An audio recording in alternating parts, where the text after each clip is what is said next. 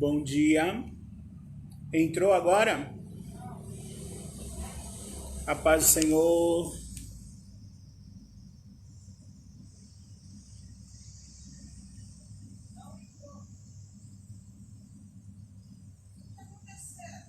Não sei.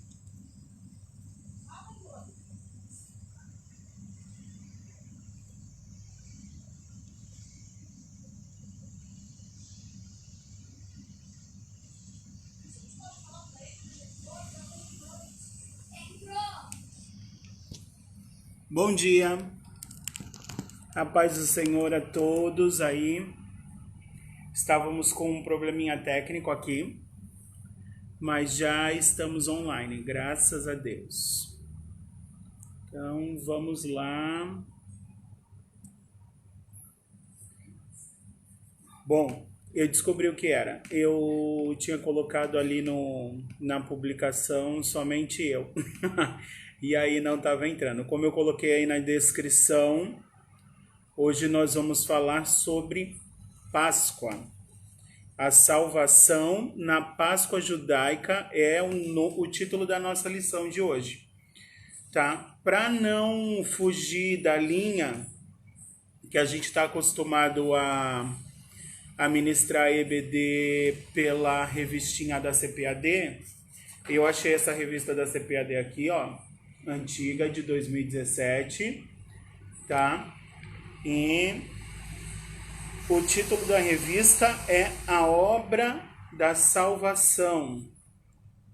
E o subtítulo é Jesus Cristo é o caminho, a verdade e a vida, tá? É do ano de 2017, do quarto trimestre. Então, a gente vai falar sobre esta lição aqui hoje, ó. A salvação na Páscoa judaica. Então, vamos começar com uma oração. A paz do Senhor. Elaine, tudo bem? Deus abençoe a sua vida, meu amor. A Marina tá rindo ali de mim, porque eu coloquei somente eu. Sidney entrou. Olha o Sidney aí, vai preparar o café.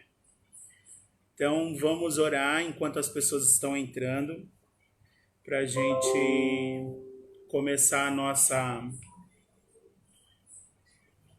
As pessoas estão entrando no Face, está apitando ali no meu computador. Vamos orar enquanto as pessoas vão entrando.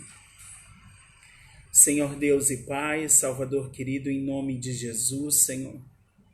Senhor, eu te agradeço pelo dia de hoje, Pai. Eu te agradeço por mais uma Páscoa, Senhor. Por mais um dia, Senhor, na Tua presença.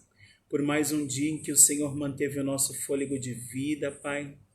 Senhor, eu te agradeço por este dia ensolarado, por este belo dia, Senhor.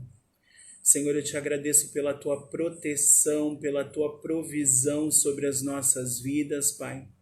Senhor, porque independente da situação que nós estejamos vivendo, Pai, a Sua mão poderosa é vista em nosso meio, Senhor, nos garantindo a vida, Senhor.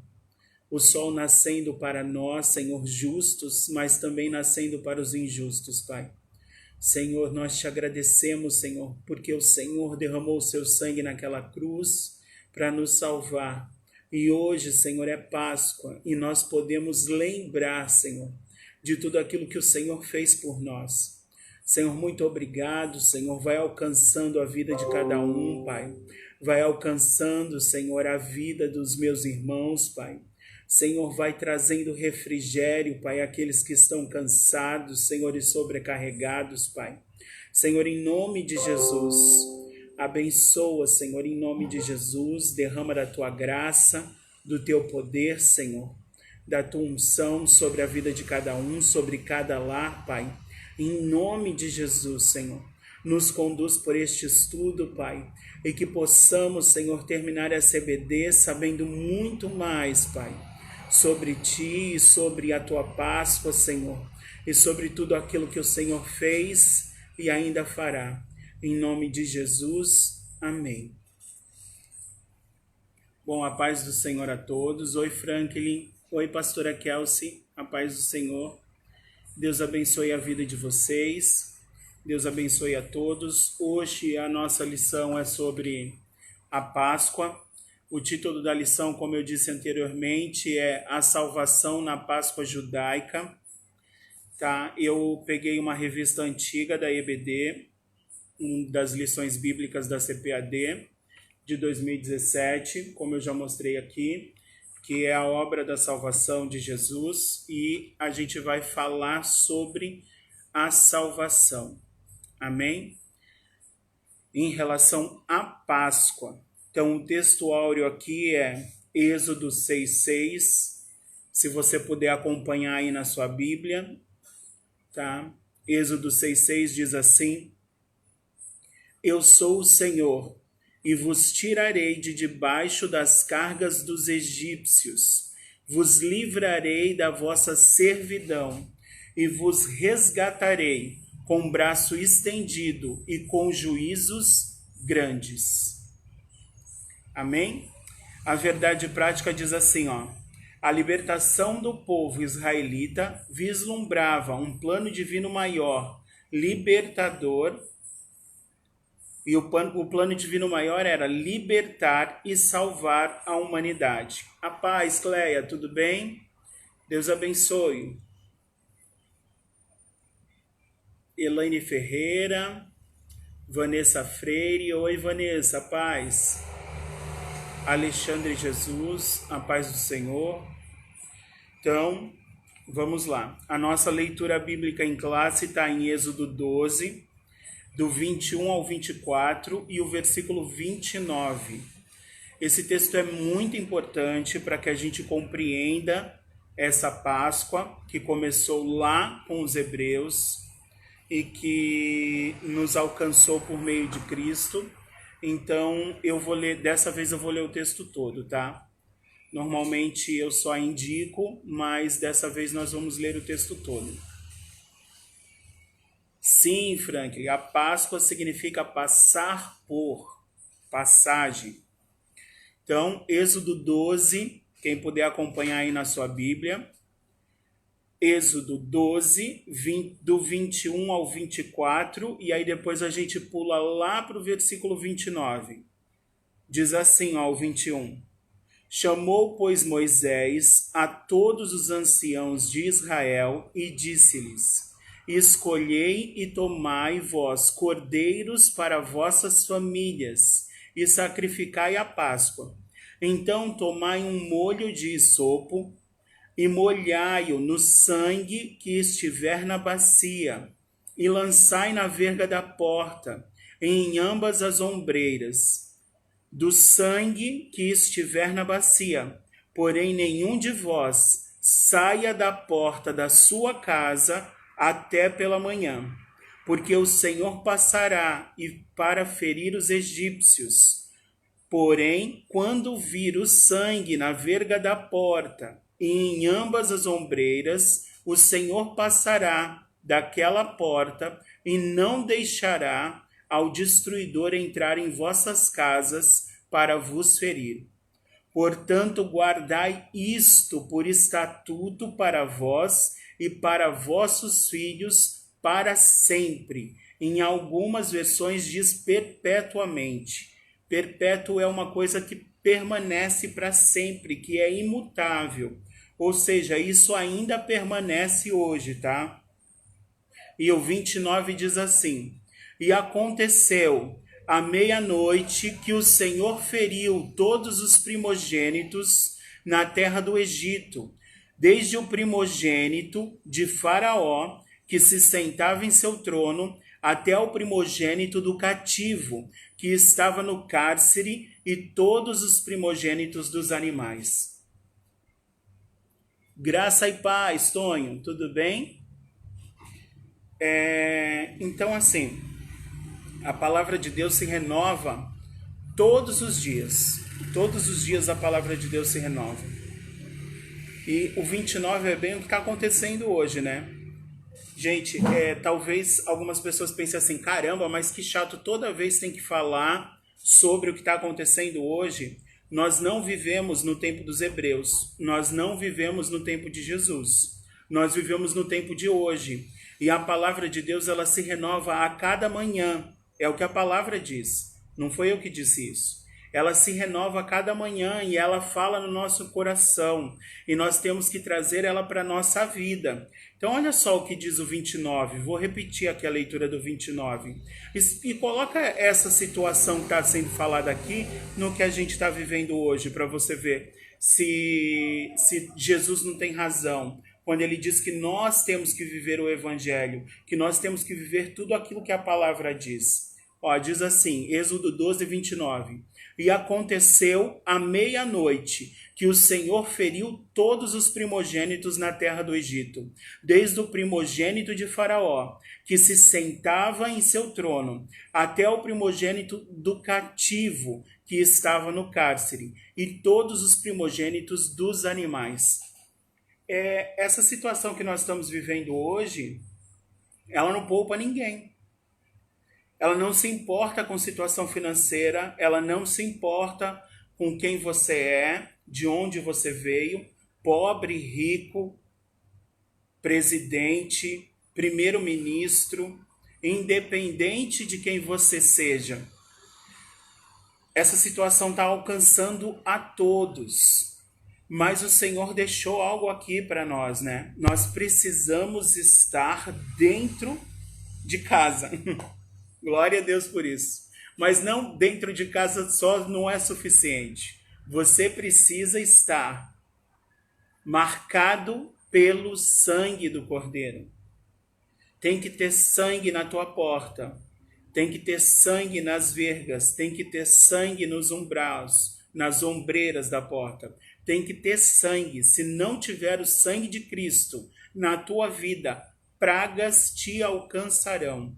E nós cremos em nome de Jesus que esta praga não alcançará o povo de Deus, porque o povo de Deus está coberto, lavado e remido pelo seu sangue.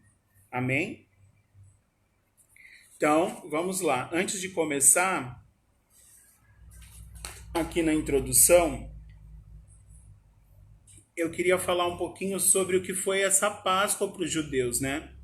Então, a Páscoa para os israelitas, ela é um memorial, ela faz eles lembrarem de algo que Deus fez por eles e fez de forma milagrosa, tá? Então, o que Deus fez por esse povo?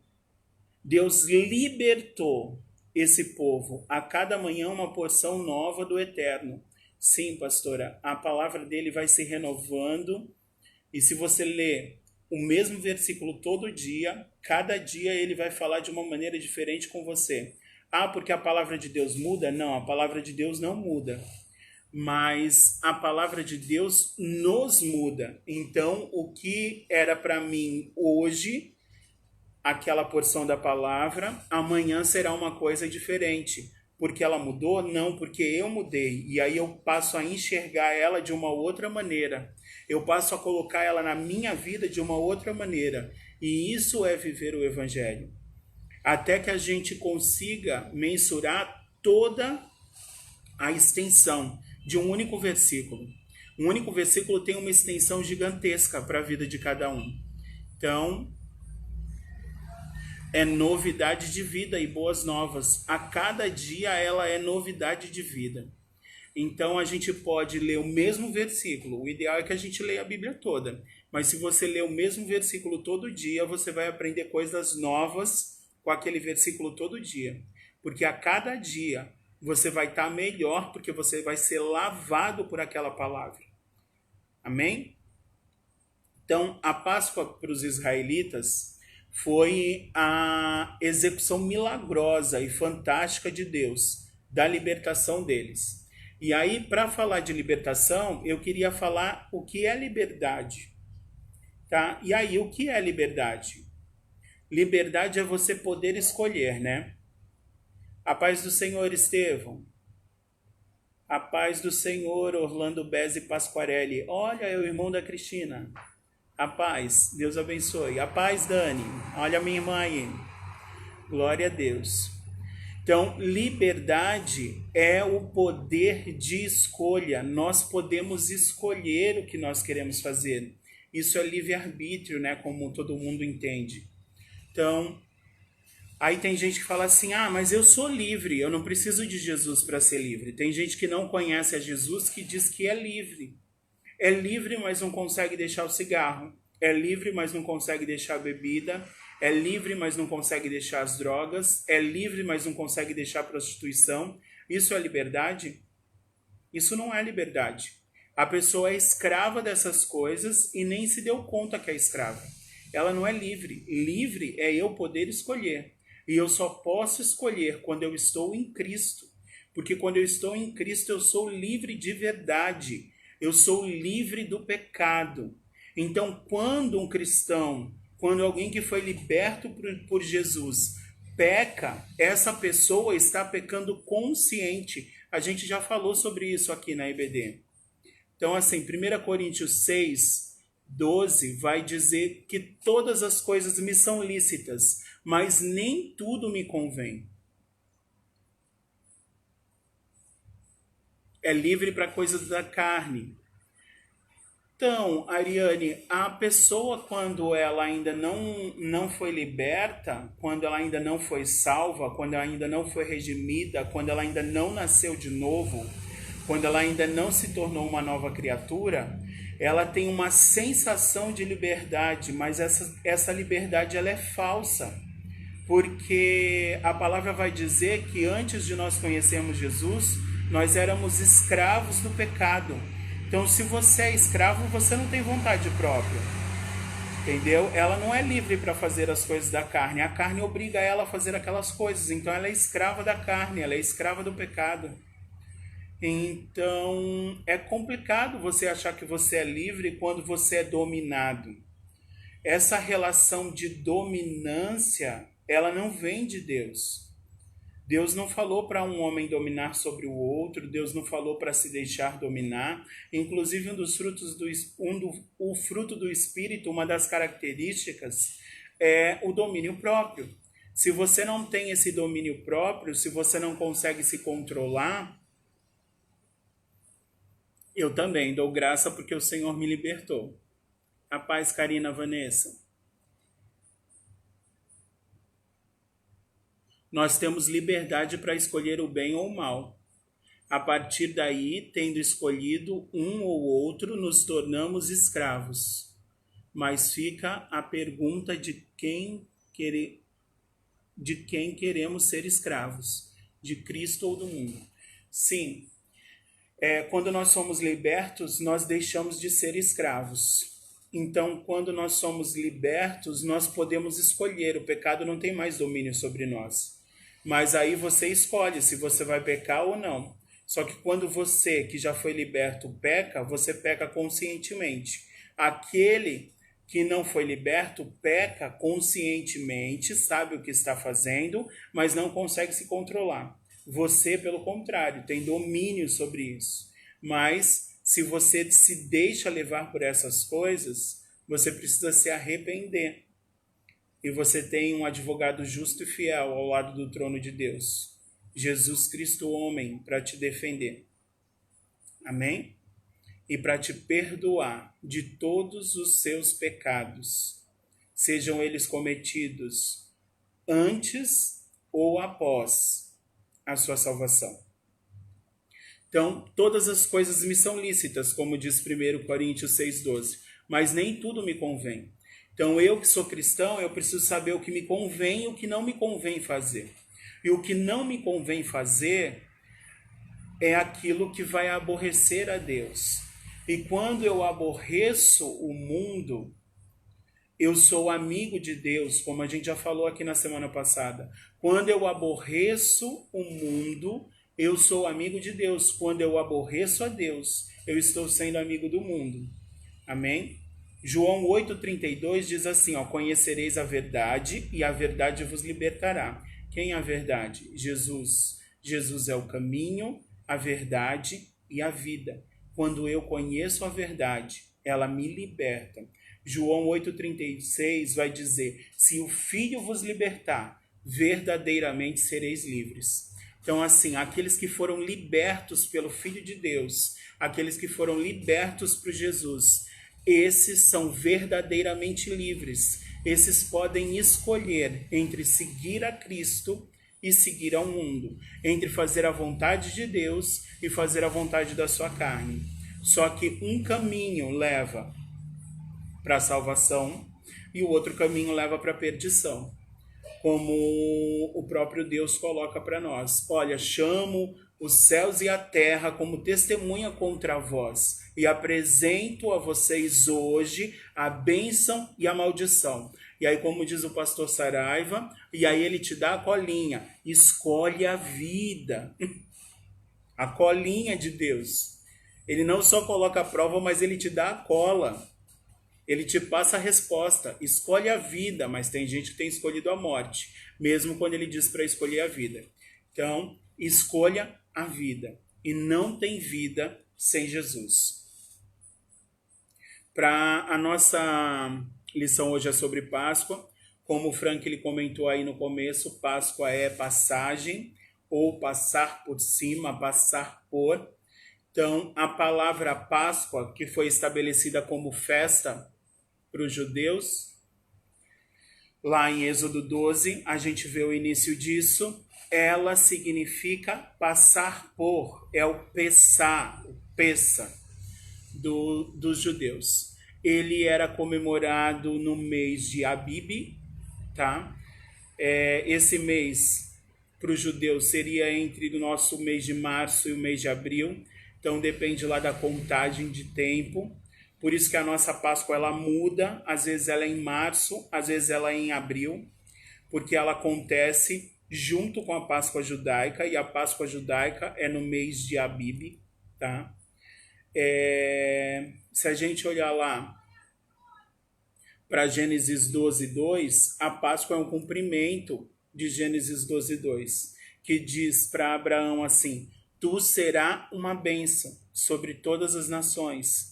Então, assim, quando Deus livra o povo judeu do Egito, ele está fazendo com que essa palavra se cumpra.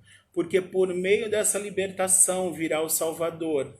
E por meio desse Salvador, todas as nações da terra serão abençoadas.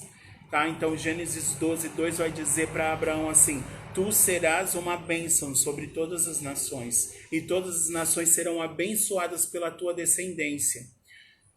Deus já tinha planejado toda essa situação, tá? Para encerrar aqui a nossa introdução, ó, diz assim, ó, nesta lição estudaremos os aspectos chaves e simbólicos da Páscoa e um novo significado que tão importante celebração assumiu com a morte e a ressurreição do nosso Senhor Jesus Cristo. Amém? Então, o nosso primeiro ponto aqui, ó, é a instituição da Páscoa. Mas um pouquinho, antes de falar sobre isso, eu queria falar sobre um versículo, João 1:29, o João vai falar que João Batista, não é o mesmo, tá? O João que escreveu o Evangelho é o João, o discípulo, e o João Batista era outro João. Então, se você achava até hoje que João Batista tinha escrevido o Evangelho de João, não foi ele, tá bom? João Batista já está morto quando o Evangelho é escrito, tá? Então, assim, João vai dizer que João Batista, ao ver Jesus, o reconheceu e disse, eis o Cordeiro de Deus que tira o pecado do mundo. Na terça-feira, a gente falou sobre a Páscoa na célula e a gente fez uma comparação.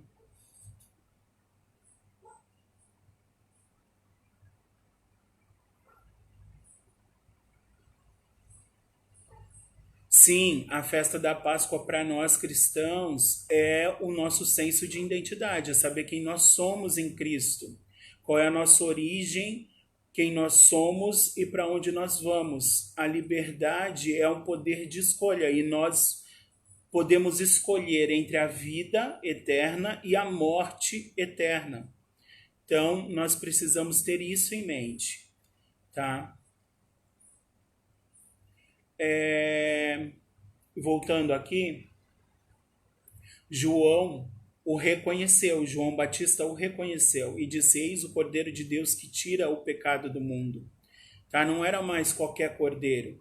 Na célula a gente fez uma relação entre o cordeiro que Deus proveria, que é a profecia que Abraão faz quando está subindo o Monte Moriá junto com seu filho para sacrificá-lo, e o Cordeiro de Deus, o verdadeiro Jesus.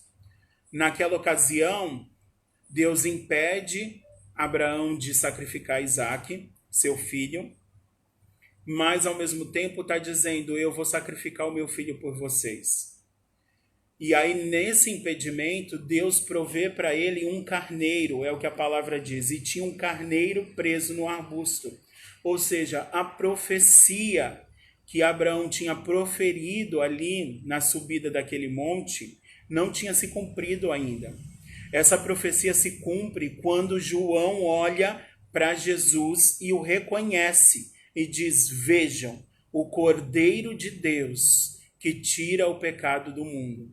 Porque a profecia de Abraão era: Deus proverá para si um cordeiro, é o que ele diz para o seu filho. Quando o filho questiona ele acerca do cordeiro, o filho diz assim: olha, a gente tem a madeira, a gente está subindo um monte, a gente vai construir um altar, mas e o sacrifício? Cadê o cordeiro? E aí Abraão profetiza: Deus proverá para si um cordeiro, tá? Então não é um cordeiro provido por homens, é um cordeiro provido por Deus. Quando chega lá, ele se depara com um carneiro, não é o cordeiro ainda.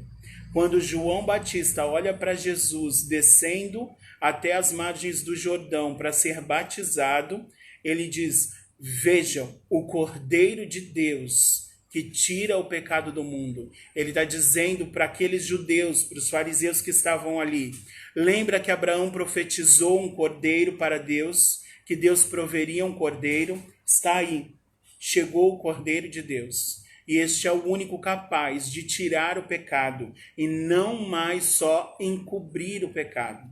Amém? O ponto central da nossa lição é: a libertação do povo israelita vislumbrava um plano divino maior para Jesus, para os judeus e para os gentios, por meio de Jesus. Tá? A instituição da Páscoa. O ponto 1 da nossa lição vai falar sobre o livramento nacional. É esse o título. O primeiro subtópico desse primeiro título aqui, a instituição da Páscoa, fala sobre o livramento de uma nação. Para o povo de Israel, a Páscoa representa como que o dia da independência para um país que está colonizado por um outro. O nosso país foi colonizado, a gente, quando estuda história na escola, a gente sabe disso. Portugal e a Espanha descobriram a América, houve uma briga, houve uma divisão, que a gente conhece como Tratado de Tordesilhas. Metade da América ficou para a Espanha e metade da América ficou para Portugal. Essa metade que ficou de Portugal, a maior parte era o Brasil, e a outra metade da Espanha também tinha uma parte que era o Brasil. Esse território foi se estendendo depois, e aí ficou o Brasil como a gente conhece hoje. Durante a Revolução Francesa, estou dando aula de história, mas faz parte. Durante a Revolução Francesa, Napoleão começa a invadir as nações, e a família portuguesa, para não perder o trono, muda o governo de local, se retira com toda a nobreza e vem para o Brasil. E quando chega aqui no Brasil, eles estabelecem o governo aqui e continuam dominando. Nosso país é uma colônia de Portugal nesse momento. Então, o nosso povo era escravizado, era escravo de Portugal. Tá? Assim como os judeus, eu estou falando isso para que você entenda mais ou menos a relação. Assim como os judeus tinham se tornado escravos do Egito. Os judeus viveram cerca de 430 anos no Egito. A princípio, eles eram abençoados pelos egípcios, porque eles tinham ido para lá por meio de José, que era governador do Egito. Só que o faraó que tinha colocado José como governador do Egito morreu. E o faraó que assumiu o trono não sabia da história. E aí o povo hebreu que estava lá se tornou escravo. Tá? Então, não é a mesma coisa porque o país não era deles. Tá? O país não era dos judeus, o país era dos egípcios. O país era o Egito. Mas é a nossa comparação mais próxima. A libertação que Deus faz para Israel, nesse caso, é mais ou menos como a nossa libertação, quando ela foi feita mediante a proclamação da República e a proclamação da independência também, tá? No dia 7 de setembro. Então, é mais ou menos essa liberdade. O Brasil não devia mais nada para Portugal, porque tinha se tornado livre no dia 7 de setembro. Tá? Tinha se tornado independente, não devia mais nada para Portugal. Porque antes tudo que o Brasil produzia era levado para a coroa portuguesa. A mesma situação era com os israelitas. Tudo que eles faziam, tudo que eles produziam, tudo, a vida deles inteira era para os egípcios. Quando Deus liberta, tá dizendo, olha, agora vocês vão seguir livres, agora vocês não precisam mais, vocês não devem mais nada para os egípcios, eles não têm mais domínio sobre vocês. É isso que Deus está falando. Tá? Nesse primeiro ponto eu queria chamar a atenção que quando Deus liberta esse povo, e liberta esse povo com mão forte diante de todos aqueles eventos, o mar que virou sangue, um enxame de moscas, um enxame de gafanhotos, o sol parou e a noite permaneceu por dias, as úlceras, os animais que morreram, as rãs que invadiram todo o Egito e, por fim, a praga da morte, né? Com todas essas situações, Deus livra o povo do Egito. Mas quando Deus faz isso, Deus nunca faz uma coisa por um único motivo. Deus sempre, na sua multigraça, multiforme graça de Deus, ele vai cumprir vários propósitos em uma única ação. Quando Deus faz isso, ele não está só livrando os judeus, mas ele está evangelizando o mundo. Porque o mundo conhecido na época era dominado pelos egípcios. Ou seja, o Deus de Israel está dizendo, olha, eu sou maior do que qualquer povo que domine o planeta. Então ele está evangelizando, se voltem para mim, é o que ele está falando para o mundo. Tá? Então nós precisamos nos voltar para Deus, porque ele é maior do que tudo. Ele é maior do que qualquer coisa. Amém? Então, nesse primeiro ponto eu queria chamar a atenção para uma coisa. A peregrinação dos judeus era para ser uma jornada curta, tá? Do lugar onde eles saíram até a Terra Prometida não era uma longa distância. Mas esse povo começou a murmurar. Esse povo começou a reclamar. E por várias vezes eles falaram, era melhor que nós tivéssemos ficado no Egito. Era melhor que nós tivéssemos morrido lá. Então, eu queria falar para vocês que a murmuração, ela afasta a bênção de Deus. Tá? Então eles ficaram andando em círculos ali pelo deserto por 40 anos. Chegou ao ponto de Deus se irritar tanto com a murmuração deles e falar, ninguém aí vai entrar, ninguém. Vai ter que morrer todo mundo e nascer pessoas novas. E os filhos, a descendência vai entrar. Eles não. Estou cansado deles. Primeiro Deus queria destruir todo mundo. Só não destruiu todo mundo porque Moisés pediu para Deus que não destruísse.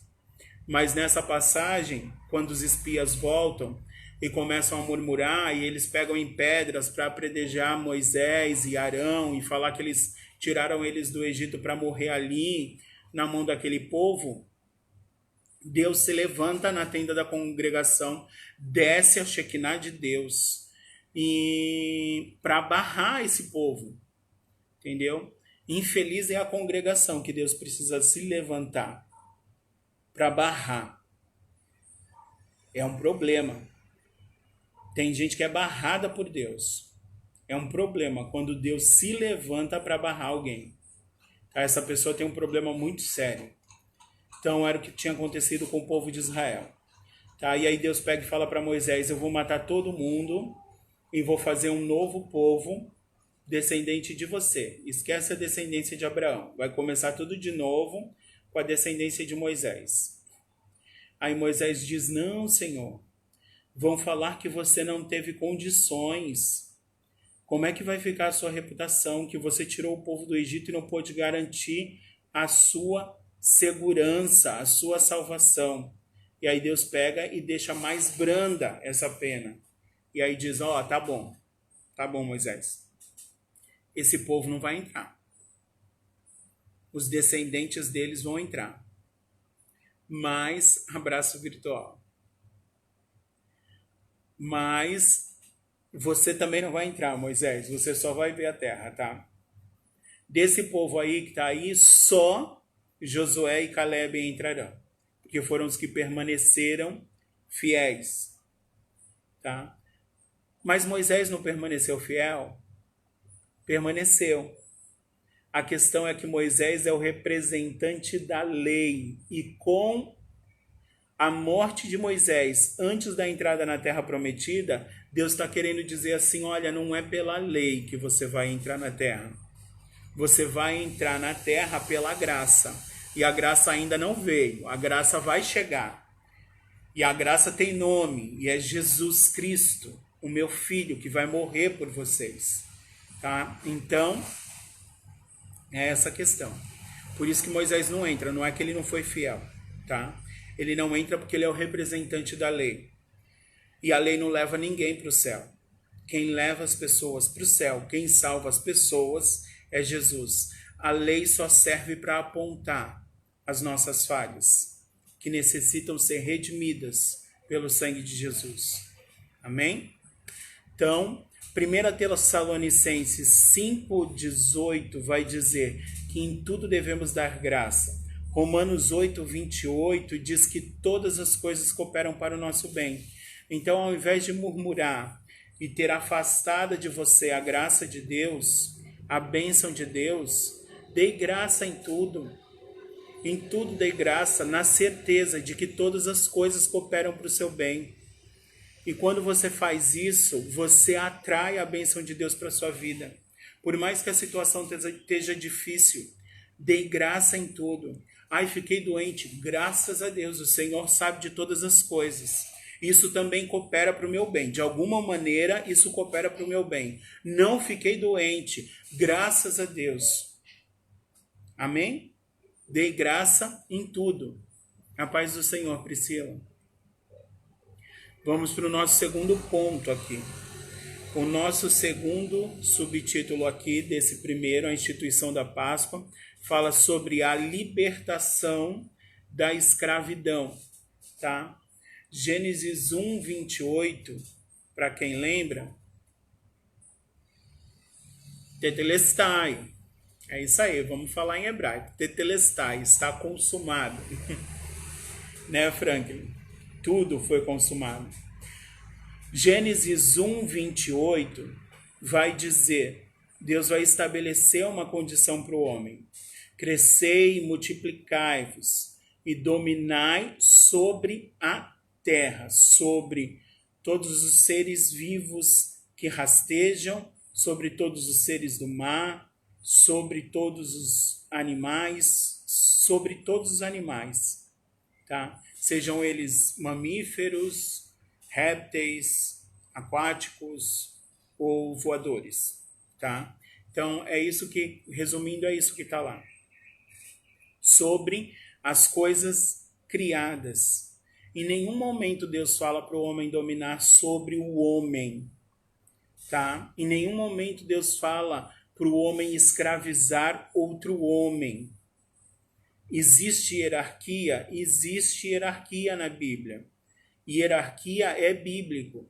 Alguém é superior em hierarquia, mas é igual diante de Deus, ainda assim, tá? É o caso do homem e da mulher. Quando Deus cria a Eva, é uma ajudadora idônea, uma auxiliadora, alguém que é igual, mas que tem uma missão menor, alguém que é igual, mas que tem uma submissão, tem uma hierarquia, tá? Então, Deus, Jesus Cristo é a cabeça da igreja, assim como o homem é a cabeça da mulher, tá? Tem uma hierarquia. Hierarquia vem de Deus. Dominação sobre homens não vem de Deus. A escravidão foi uma coisa criada pelo pecado, pela deturpação. Tá? Então o homem entende que ele tem que dominar sobre as coisas criadas. E quando o homem cai, ele deixa de ser filho de Deus, ele passa a ser criatura. Todos são criaturas de Deus. E aí o homem entende que ele pode dominar sobre o homem também. Tá? Então, assim, escravidão, domínio sobre nações, sobre pessoas, não provém de Deus. Tá? Escravidão, domínio sobre pessoas, provém da queda. Tá bom? Nós tínhamos que dominar sobre o planeta e sobre tudo que foi criado e está debaixo dos céus e da terra, menos sobre o homem. Tá? Tem que existir hierarquia? Tem que existir hierarquia, porque isso é bíblico. Mas escravidão não é bíblico, tá bom? É que Deus acaba aceitando as coisas que a gente faz e ele se move no nosso meio e vai mudando o nosso caráter, tá? Quando Paulo manda Filemon voltar para o seu senhor, ele sabe que esse senhor se converteu, assim como o escravo também se converteu, e que os dois vão ter uma relação diferente e não mais de domínio e dominado. Vai ter uma relação de hierarquia. O meu senhor é maior do que eu e eu obedeço por conta disso. Não porque ele vai me punir quando eu fizer alguma coisa. Amém? Diz assim, ó, no ponto 2. Ser escravo no Antigo Oriente era estar sob a dependência política, econômica e social de outra nação. Isso incluía a religião. Então os judeus estavam proibidos de cultuar ao seu Deus. Os judeus estavam proibidos de fazer qualquer coisa referente ao seu Deus. Eles tinham que adotar a cultura e a religião egípcia. E aí esse povo chega um momento que não aguenta mais e começa a aclamar a Deus, ao Deus que eles conhecem, o Deus verdadeiro, porque em nenhum momento eles esqueceram desse Deus, em nenhum momento eles esqueceram da sua história, e eles contavam essa história nas suas casas para os seus filhos. E Moisés, até os 4 anos de idade, ele ouviu essas histórias. E quando ele lembra e é recordado da situação dele de hebreu e não de egípcio e não de príncipe, ele se revolta e aí ele acaba fazendo uma besteira, mata um egípcio, tem que fugir. Murmuração, pecado, ele nos afasta da bênção de Deus. Ele era o libertador, mas ele teve que passar 40 anos. Normalmente a punição de Deus parece que é sempre de 40 anos, tá? Então toma cuidado. Porque Moisés passa 40 anos lá para se redimir daquele pecado de matar um homem, para depois de 40 anos voltar e cumprir a sua função de libertador. E aí depois o povo murmura e fica mais 40 anos andando no deserto. Então assim, ó, foram 40 anos de Moisés como príncipe no Egito, aprendendo a ser um líder, aprendendo a ser um guerreiro, aprendendo a conduzir, aprendendo coisas no Egito. Depois 40 anos no deserto, aprendendo a não ter nada, aprendendo a depender de Deus.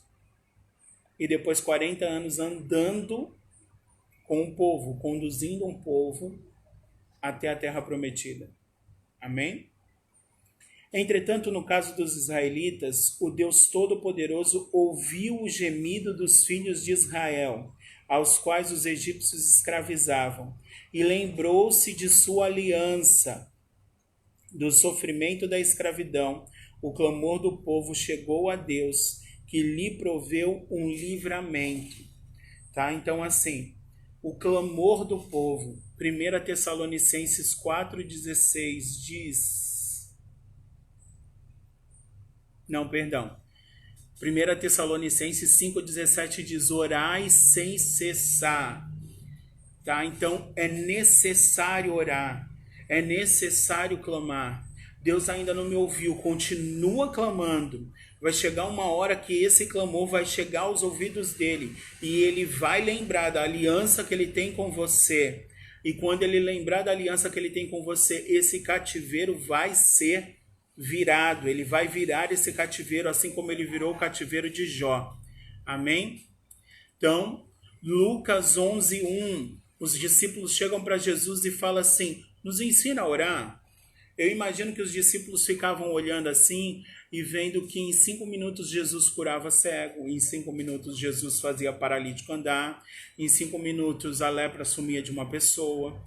E aí eles olhavam para Jesus e pensavam assim: caramba, ele passa 5 horas orando e em 5 minutos ele faz um monte de coisas. A gente passa 5 minutos orando, mas alguém aí passa 5 minutos orando. E eu imagino os discípulos pensando nisso. A gente passa 5 minutos orando e a gente fica 5 horas tentando fazer alguma coisa e não resolve nada. Então eles chegam para Jesus e falam assim: nos ensina a orar para que quando a gente tente fazer alguma coisa, a gente tenha tanto sucesso quanto o Senhor. Então ore sem cessar. Ore o tempo todo. Ore. Clame a Deus. Buscar-me-eis e me encontrareis quando me buscares de todo o vosso coração. Clama a mim e responder-te-ei coisas grandes e ocultas que não sabes. Amém? Então, ore a Deus. Ore a Deus. No Egito, vamos para o ponto 3. A nova celebração judaica. A Páscoa que foi instituída. A Páscoa passou a ser a nova festa religiosa dos israelitas, pois essa celebração foi instituída por Deus, mediante o legislador Moisés, e um novo ano religioso começou ali. Os israelitas passavam 8 dias comendo pão sem fermento, o matzah, isto é, fatias de pães asmos. Tudo isso para trazer à memória a grande fuga do Egito, que fora tão rápida a ponto de não haver tempo para deixar o pão caseiro crescer, pois esse pão deveria ser consumido antes da massa levedar. Tá? Então, o pão antigamente tinha uma fermentação natural. Eles não colocavam fermento. Eles faziam pão e deixavam o pão lá. E aí esse pão ia criando bactérias. Essas bactérias iam soltando um punzinho, vamos dizer assim, na massa. E aí essa massa ia sendo levedada. Ela ia crescendo. E aí eles conseguiam assar o pão e esse pão tinha ficado maior. Tá? Mas aí o pão sem fermento, o pão matzah, ele foi feito às pressas, ele é feito às pressas, não dá tempo de deixar a massa passar por esse processo de fermentação. E aí ela tem que ser assada logo depois que faz, e aí fica fininho, chatinho, como aquele pão sírio que a gente conhece, que a gente come no Beirute. Beirute. Alguém vai me pagar um Beirute quando acabar tudo isso. Amém? Então, assim, esse pão sem fermento... Oi, Ana Paula. Paz, tudo bem? Esse pão sem fermento é um pão que foi feito às pressas. E tudo no Antigo Testamento aponta para a nossa realidade, aponta para o Novo Testamento. Como a gente falou já na terça-feira na célula, o que aconteceu no Antigo Testamento é a sombra do que estava por vir. Na célula a gente viu que a relação de Abraão e Isaac naquele sacrifício era a relação de Deus com Jesus no sacrifício do Novo Testamento. Era a sombra do que estava por vir. O original é Jesus e Deus, e a sombra Abraão e Isaac. Assim como o resto todo da Bíblia no Antigo Testamento é a sombra do que estava para acontecer no Novo ou do que ainda está por acontecer. Então, assim, se a gente olhar lá em 1 Tessalonicenses 4,16, diz que os que morreram em Cristo ressuscitarão primeiro. E 1 Coríntios 15, 51, 52, diz que é um mistério, que nem todos dormirão, ou seja, nem todos morrerão, mas todos terão seu corpo transformado, e vai ser como num piscar de olhos, num abrir e fechar de olhos, ou seja, vai ser rápido, entendeu? Então, é como esse pão que eles colocaram para assar antes de fermentar, porque eles tinham que sair dali muito rápido, não ia dar tempo. É isso que Deus está dizendo. Enquanto está falando para os israelitas, olha, faça um pão sem fermento, faça um pão que seja rápido, porque vocês vão ter que sair daí rápido, não vai dar tempo de pensar. Está falando para a igreja, olha, se prepara e seja uma preparação rápida, esteja pronto logo, porque não vai dar tempo de pensar. Num abrir e fechar de olhos, num piscar de olhos, os corpos serão transformados, os mortos reviverão, aqueles que morreram em Cristo reviverão e serão transformados, e a igreja será arrebatada. Não vai dar tempo, não vai dar tempo. Não vai dar tempo de voltar para comprar azeite, como as virgens tolas. Não vai dar tempo. Quem tiver azeite vai, quem não tiver não vai. Quem tiver com pão sem fermento, assado, vai. Quem tiver esperando o pão fermentar para assar, não vai. É simples assim. Só vai subir aquele que está pronto. Só vai ser salvo aquele que está pronto. Só vai entrar na boda do Cordeiro aquele que está pronto. Aquele que não se preparou não vai entrar. Então, assim, trazendo para a nossa realidade, é isso que essa preparação do pão asmo significa. Tem que ser rápido, tem que estar pronto para sair. Não vai dar tempo de fazer nada. Então, esteja pronto para sair. Esteja pronto para ser arrebatado. Esteja pronto. É isso que a palavra diz para a gente. É isso que essa passagem aponta para nós, cristãos. Esteja pronto, porque não dá tempo de nada. Alguém vai piscar e quando abrir o olho, você não vai estar mais ali, o seu corpo vai ter sido transformado e as pessoas vão ver, todo mundo vai sobrar só a roupa. Não vai dar tempo de nada. Esteja pronto. Não dá para ficar esperando o pão fermentar. Não dá para ficar esperando a massa crescer. Tem que ser rápido. Amém? Então, mais umas coisas que eu queria falar aqui, ó. O Egito, ele representa o mundo. O faraó representa o nosso inimigo. E Israel representa os santos. Tá? Trazendo para a nossa realidade. Naquela situação histórica, o Egito eram os egípcios, aqueles que dominavam o mundo. O faraó era aquele que estava liderando aqueles que dominavam o mundo. E Israel eram as pessoas que estavam sendo perseguidas, humilhadas, constrangidas, dominadas por aquele que dominava o mundo. Tá? Então, trazendo para a igreja, trazendo para a nossa realidade, o Egito é o mundo, o inimigo de Deus e o inimigo das nossas almas é aquele que governa o mundo, que domina o mundo. Pastor João, é isso aí. Tem que ser rápido, hein, pastora Leila? Tem que ser rápida. Ouviu, Elaine? Dá para ficar escolhendo roupa, passando maquiagem, tem que estar pronta. Pronta para sair. E Israel representa os santos, nós que somos afrontados, nós que somos humilhados pelas coisas do mundo, que somos perseguidos, que temos aflições, é o que Jesus vai dizer. No mundo vocês terão aflições, mas tenham bom ânimo, porque eu venci o mundo. E se eu venci, vocês vão vencer também. A Páscoa, vou falar de trás para frente, tá? A Páscoa, para nós cristãos, ela é a passagem da morte dos nossos pecados para a vida de santidade em Cristo. A Páscoa para os israelitas é a saída do Egito, a passagem para a liberdade.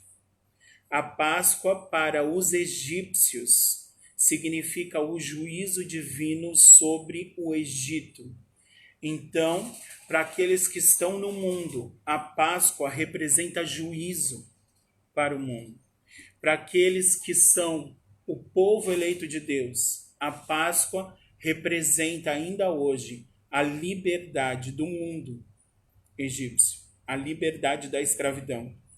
A Páscoa para nós, que conhecemos a Cristo, significa a libertação do poder da morte, a libertação do poder de separação entre Deus e os homens e a vida eterna.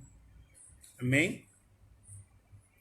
Vamos para o nosso segundo tópico aqui, que é o Cordeiro da Páscoa. Aí esse tem 2 subtópicos, tá? O primeiro subtópico é o Cordeiro no Antigo Testamento, tá bom? Então, assim, o que a gente precisa entender trazendo para nós hoje, tudo que é para Deus tem que ser feito do jeito dele. Não dá para você fazer para Deus as coisas do seu jeito. Tem que ser feito do jeito dele. Amém? Do jeito dele. Não dá para você achar que do seu jeito tá bom. Por exemplo, eu já ouvi muito isso. Eu não sei se você já ouviu. Espero que não. Mas eu acho que você já ouviu. As pessoas vão e tal para o culto presencial, e aí que não está acontecendo, infelizmente, por enquanto, mas eu creio que isso vai passar. E aí as pessoas vão para o culto presencial, e aí chega lá, aí de repente aconteceu alguma coisa com o irmão que ia louvar. Eu sei que o pastor João não deixa isso acontecer, o pastor João é responsável pelo louvor da igreja, mas eu já vi isso acontecer. Eu não ensaiei hoje, eu não estou muito bem, mas eu conheço esse louvor. É para Deus mesmo? Pô, se é para Deus mesmo, tu tinha que fazer o melhor, irmão. Se é para Deus mesmo, você tinha que fazer do jeito dele. Não dá para fazer de qualquer jeito.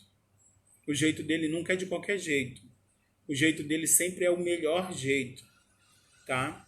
Então, tudo que nós fizermos para Deus tem que ser com excelência. Porque no mundo hoje é necessário ter excelência. Quando você faz alguma coisa no mundo, quando você faz alguma coisa na sua vida profissional, ou quando você faz alguma coisa para alguém no mundo natural, se não for com excelência, é o bolo de chocolate. É isso aí. É o pastor Saraiva. Lembrei do bolo de chocolate, pastor. Eu vou comentar. Espera aí. Quando você faz alguma coisa no mundo, você tem que fazer com excelência. Se você não faz com excelência, você é descartado. Você é deixado para trás. Se for na sua situação profissional, se você não faz com excelência, você é demitido. É colocado alguém no seu lugar que vai fazer com excelência. Então, assim, por que para o mundo você faz com excelência? Porque você vai ser descartado. E para Deus você faz de qualquer jeito, porque você acha que Deus vai te aceitar de qualquer jeito. Deus não aceita qualquer coisa, tá? É igual o bolo de chocolate aí que o pastor comentou. A pessoa se esmerou para fazer um bolo de chocolate para entregar para Jesus no dia que ela fosse arrebatada. Aí no dia do arrebatamento, Jesus olha para ela e fala assim, mas eu não gosto de bolo de chocolate. Aí ela, como não, Jesus? Eu passei a minha vida inteira aperfeiçoando esse bolo de chocolate e agora você não gosta de bolo de chocolate? Aí Jesus olha para ela e fala assim, mas eu te pedi para fazer um bolo de chocolate? Nós temos que fazer o que Deus quer que nós façamos, não o que nós achamos que é melhor, tá? Primeiro a gente tem que ter noção do que Deus quer de nós, para depois a gente fazer o melhor daquilo que Deus quer de nós. Amém? Então, assim, ele foi introduzido, esse cordeiro, no Antigo Testamento. Ele foi introduzido na cultura dos israelitas quando Deus libertou o seu povo conforme nos relata o Êxodo 12. Para oferecer o cordeiro em sacrifício, o sacerdote e o povo deveriam observar algumas exigências. Não era qualquer cordeiro, tá? O animal deveria ser completamente limpo, não poderia haver mancha, nem outro defeito, sem mácula e plenamente saudável. Tudo isso aponta para Jesus. Ele seria o único cordeiro aceitado por Deus. Totalmente aceito por Deus. Seria um cordeiro sem mancha, sem ruga, sem mácula, sem pecado. Jesus, tá? Mas até que ele viesse, todas as vezes que eles iam sacrificar, eles tinham que sacrificar o cordeiro sem mancha, limpo, sem defeito e plenamente saudável, sem nenhum osso quebrado, tá bom? Então, assim, para Deus é do jeito dele. E do jeito dele é sem mancha, sem ruga e sem mácula, sem defeito. Tá? Efésios 5 vai dizer que nós temos que lavar a nossa esposa pela palavra. É para os homens. O sacerdote da casa é responsável pela instrução dentro do seu lar. Ele tem que, por meio da palavra de Deus, lavar a sua família com a palavra, porque quando ele lava, a palavra lava ele também, para apresentar a si mesmo e a sua casa sem ruga, sem mancha e sem mácula. É o que diz lá Efésios 5, 25, se eu não me engano. Se não for 25, é ali, do 20 em diante. Tá? Então, assim, você precisa estar sem ruga, sem mancha, sem mácula, senão Deus não te aceita. Para Deus te aceitar, você precisa estar sem ruga, sem mancha e sem mácula. Nossa, mas eu sou tão falho, eu sou tão pecador. Deus te conhece, Deus sabe disso. Deus sabe disso.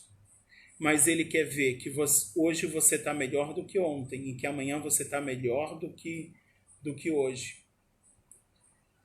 E isso vai acontecendo.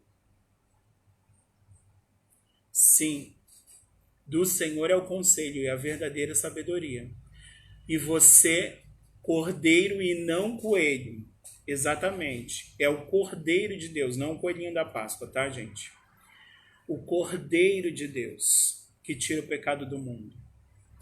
O coelho foi uma relação que a Igreja Católica, já que a gente está falando historicamente, a Igreja Católica não conseguiu vencer os gentios que acreditavam na fertilidade, no coelho como símbolo de fertilidade, e acabou aderindo à moda.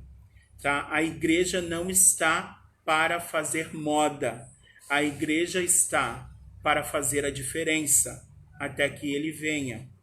Amém?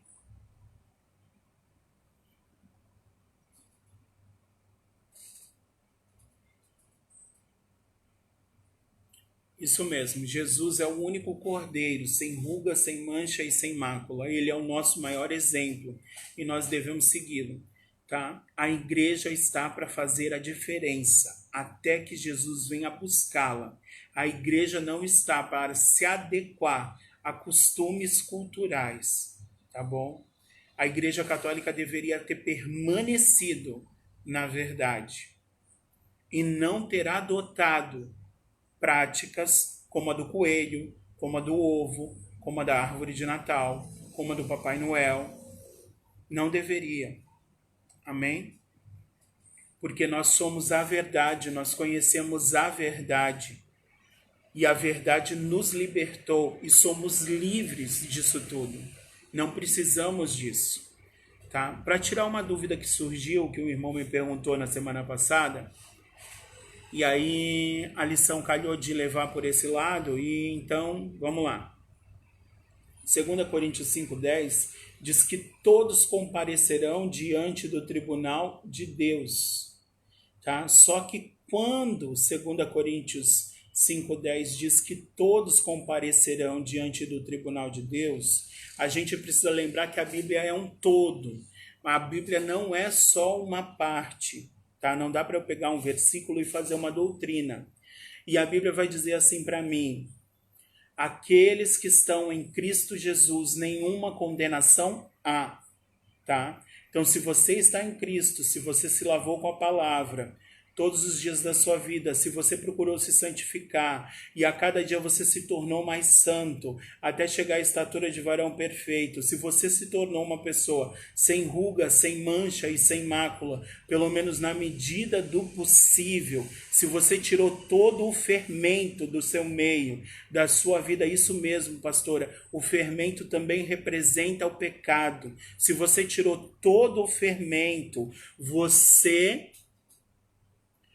vai ter um encontro com Deus no tribunal de Cristo, você vai ter um encontro com Deus no tribunal de Cristo. 2 Coríntios 5,10 diz isso. Só que quando você tiver esse encontro com Deus no tribunal de Cristo, para você que está salvo, não é para te condenar. Para você que está salvo, e aí cai por terra aqui uma coisa que muita gente tem medo, ai, Deus vai colocar um telão.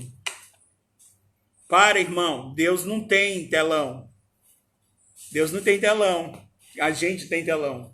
Deus vai colocar um telão e vai mostrar todos os seus pecados para todo mundo ver. Não, Deus pegou os teus pecados e jogou no mar do esquecimento. E ele não se arrepende.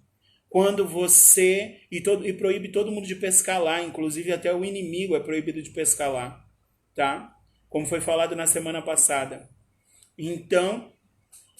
Se ele já pegou e já jogou no mar do esquecimento de seus pecados, se você buscou se santificar todos os dias e se lavou pela palavra e pelo sangue do Cordeiro todos os dias, e você chegou à estatura de varão perfeito e você foi arrebatado, você vai comparecer no tribunal de Cristo? Vai comparecer no tribunal de Cristo, de 2 Coríntios 5,10. Mas não é para ser exposto. Não é para Deus colocar um telão e mostrar para todo mundo tudo que você fez na sua vida. Porque isso que você fez de errado, ele já jogou no mar do esquecimento. Quando você se converteu, quando você conheceu Jesus, ele vai te colocar lá no tribunal de Cristo para te dar o galardão, para ver as tuas obras boas e te dar o galardão. É o que a palavra diz, nós teremos um galardão no céu. Por isso que a palavra diz, não ajunteis tesouro na terra, ajunteis tesouro no céu. Amém?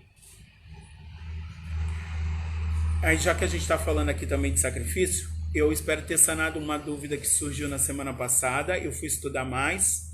E aí, como a palavra está levando para essa questão do arrebatamento, trazendo para a nossa realidade, então tem tudo a ver. Você vai comparecer no tribunal de Cristo, você vai comparecer no tribunal de Cristo, mas se você se santificou todos os dias, você vai estar lá para receber o galardão, não para ser exposto, tá? Você não tem que ter medo de Deus, você tem que ter temor dele. Temor de Deus é respeito, e o temor de Deus é o princípio da sabedoria. Deus vai pedir a colinha?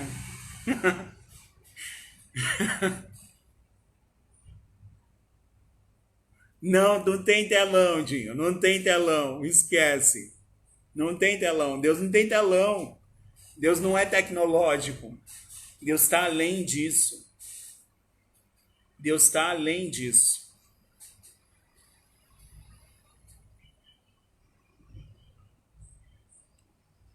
Amém.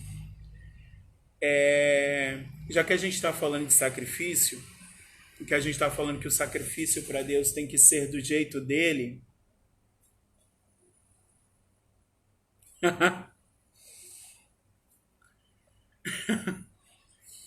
Sei o que você fez no verão passado. É complicado isso daí, hein?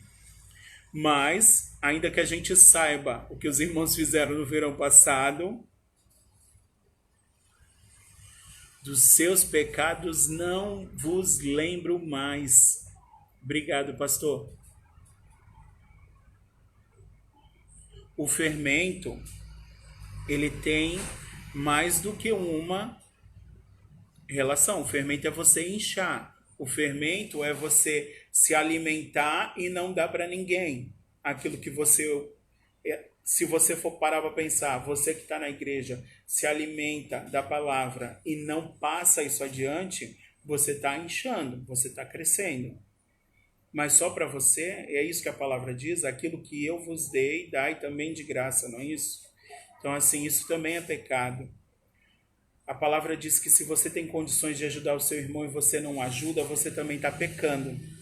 Então, se você se encheu da palavra e você não passa isso adiante, você está pecando, porque você passar adiante é você ajudar aquele que não conhece a verdade.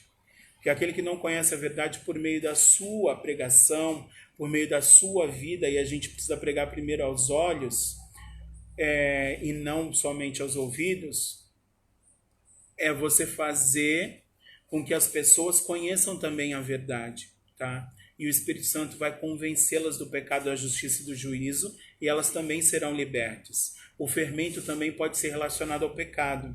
O pecado é tudo aquilo que deve ser tirado da nossa vida.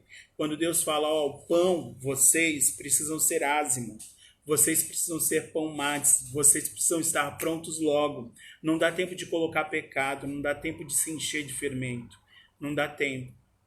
Amém? Então o pecado pode ter essas duas relações. Ou é algo que você se enche demais, mas esse se encher demais pode ser se encher demais da palavra e não passar isso adiante, mas também pode ser se encher de pecado, tá? Para mim, a relação do fermento aí é o pecado. Aqueles que estão cheios de fermento não herdarão o reino dos céus. Aqueles que estão cheios de pecado e permanecem nele não herdarão o reino dos céus.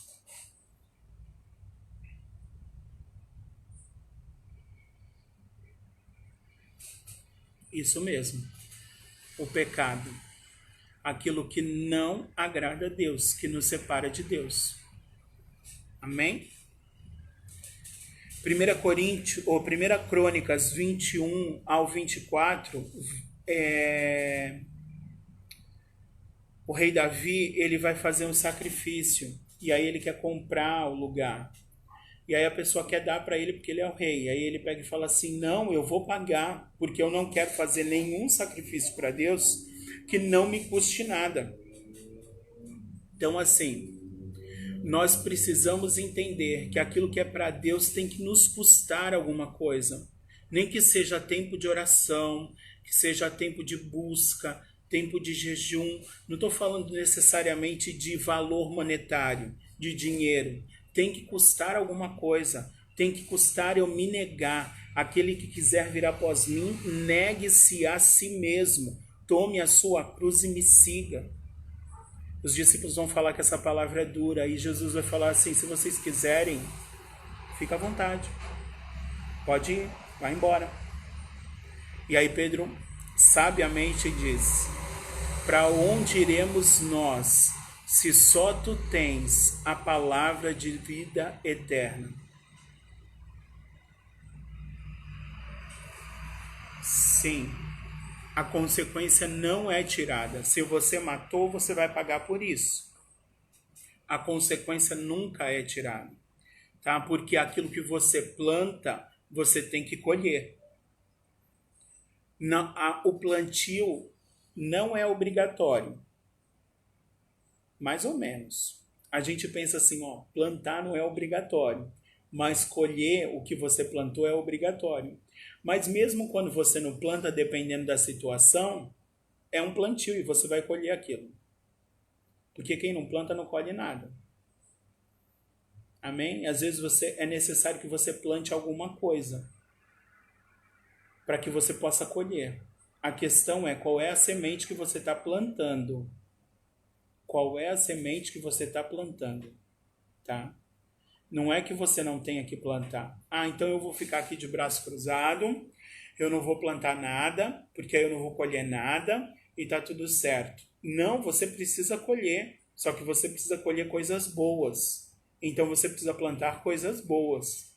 Deus não está falando para você não plantar quando Ele estabelece a lei da semeadura. Quando Ele estabelece a lei da semeadura, Ele está dizendo, plante coisas boas, para que você colha coisas boas. Entendeu? Tem gente que peca pela omissão. Ser omisso também é pecado, tá? Então você tem que plantar coisas boas. Amém? Vamos para o segundo ponto aí do Cordeiro da Páscoa. Jesus, o verdadeiro Cordeiro Pascual. A Páscoa cristã é um memorial de como Deus substituiu sacrifícios temporários por um único e definitivo. Nesse aspecto, o Cordeiro do Antigo Testamento era a sombra do apresentado no Novo, morto desde a fundação do mundo, como diz lá em Apocalipse 13:8. Se a gente for lá em Gênesis 3, a gente vai ver a sentença toda que foi dada. Semear é opcional, mas a colheita é obrigatória. Mas esse opcional é em relação à semente, né? Qual é a semente que você vai plantar? Qual a semente? Né? Se você planta uma semente ruim, você vai colher algo ruim. Se você planta uma semente boa, você vai colher uma semente boa. Mas se você não plantar nem o mal, nem o bem, você não vai colher nada. E aí, você quer passar uma vida inteira sem colher? Ou você quer passar uma vida colhendo coisas boas? Ou você quer passar uma vida colhendo coisas ruins? Você tem que pensar nessas questões. Denise Cabral está assistindo. Oi, Denise, a paz, saudade. Quem dá o conhecimento da nossa semente é a palavra de Deus e o Espírito Santo. Quando você está lendo a palavra, quando você está diante de Deus, quando você alinha a sua vontade com a vontade dele, você vai saber que a sua plantação tem que ser uma boa plantação, de boas sementes. E você vai ter discernimento de quais são essas sementes. Assim como no começo da lição a gente falou que João Batista teve discernimento de quem era aquele que estava se aproximando dele. Tá? Então, assim, quando eu estou ligado a Deus, quando eu estou em comunhão, em intimidade com Deus, eu entendo as coisas de Deus, eu reconheço as coisas de Deus. Assim como João Batista reconheceu a Jesus como Filho de Deus. Vejam, o Cordeiro de Deus que tira o pecado do mundo. Amém? Vamos continuar aqui para não prolongar. Se a gente for lá para Gênesis, temos que selecionar as nossas sementes. Se a gente for lá para Gênesis 3, a gente vai ver lá a sentença logo após o pecado. E aí, ali, Deus vai dizer assim: e da semente da mulher surgirá um ao qual você, serpente, só poderá ferir o calcanhar, e ele pisará na sua cabeça. Tá? Então Deus dá todas as sentenças ali, já estabelece o plano da salvação, o plano perfeito de Deus, que é Jesus Cristo. E Apocalipse vai dizer que ele já estava morto desde antes da fundação do mundo. Ou seja, o plano de salvação é anterior à queda. Deus não faz nada pela metade. Tudo que Deus faz é perfeito. Ele já tinha planejado a salvação antes mesmo do homem cair. O cordeiro já tinha sido imolado antes mesmo de Adão pecar. Amém? Mateus 26, Jesus vai fazer uma relação entre a Páscoa judaica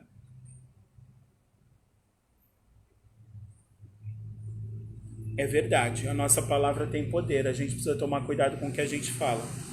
Assim como foi falado lá que Abraão profetizou, Deus proverá para si um cordeiro. E isso aconteceu lá quando João diz: vejam, um cordeiro de Deus que tira o pecado do mundo. Aquilo que a gente fala, aquilo que a gente profetiza tem poder.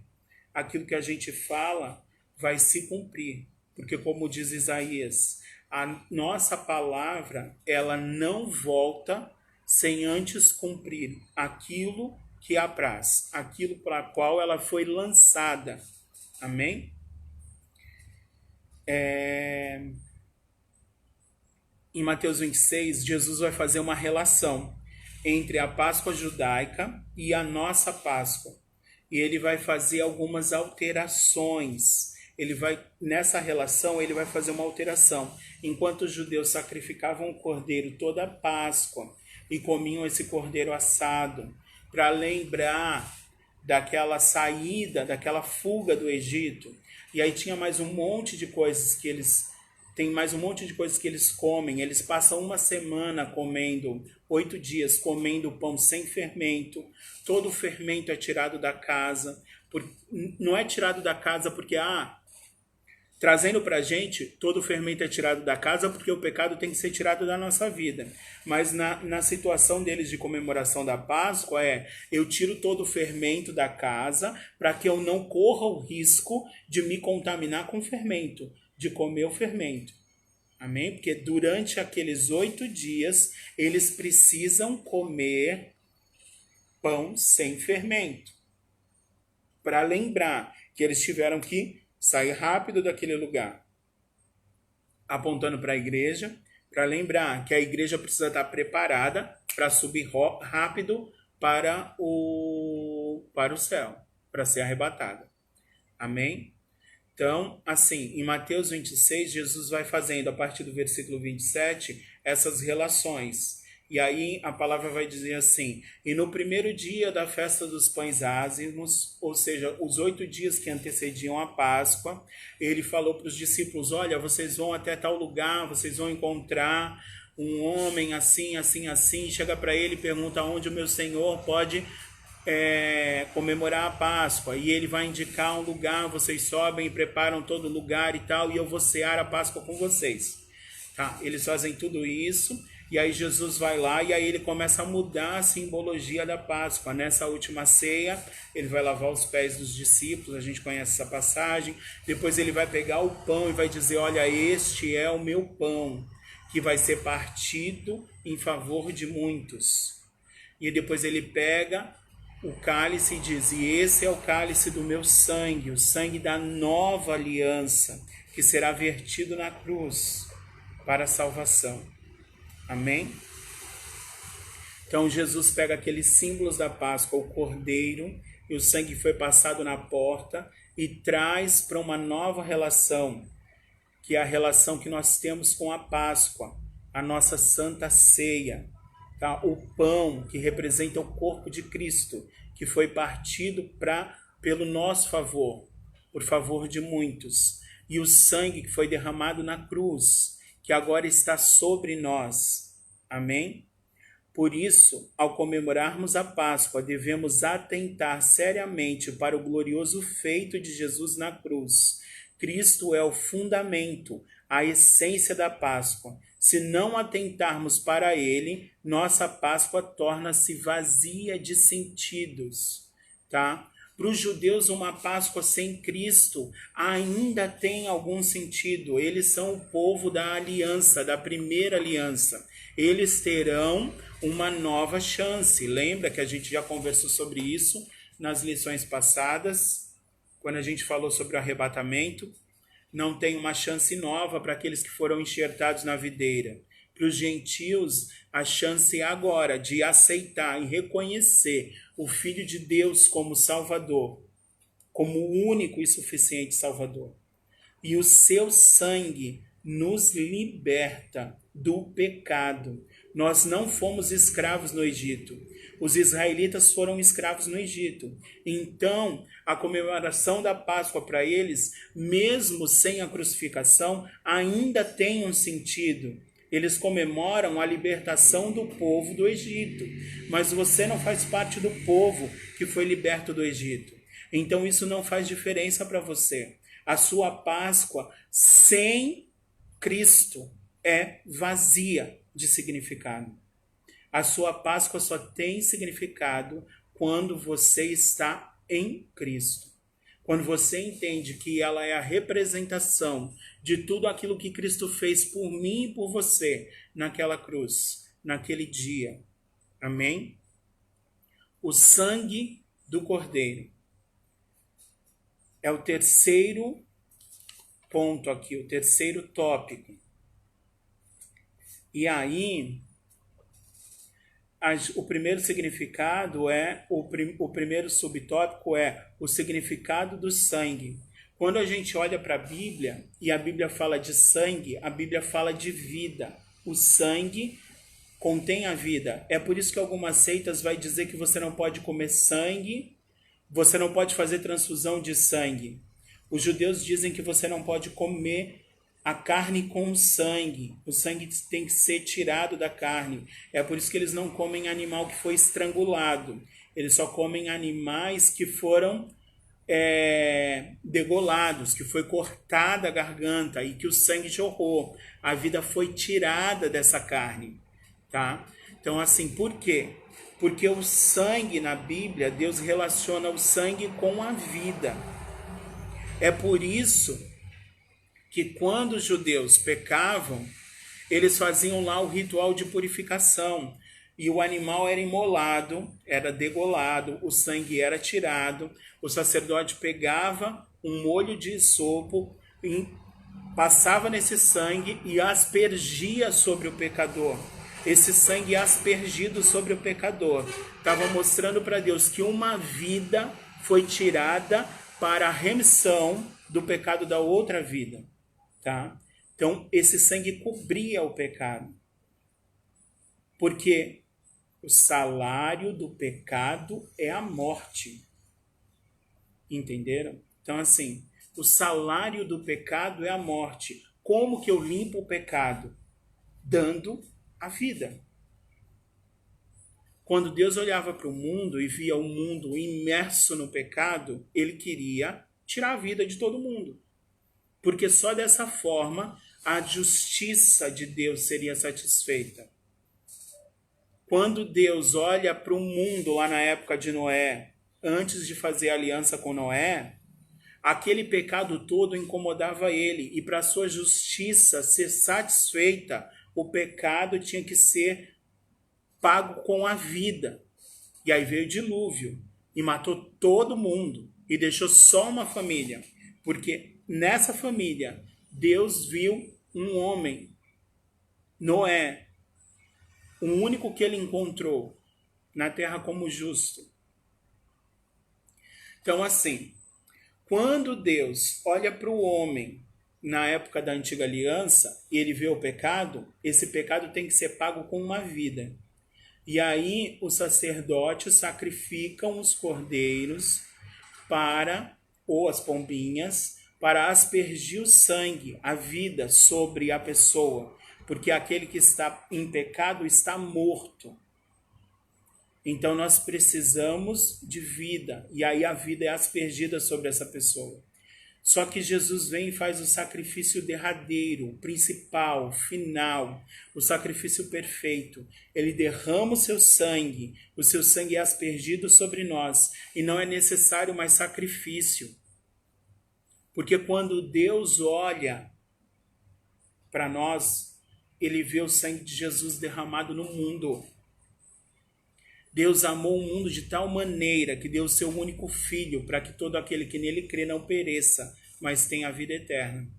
Quando Deus olha para o mundo, ele vê criaturas que ainda carecem de conhecer a verdade e serem libertas e serem lavadas pelo sangue do Cordeiro.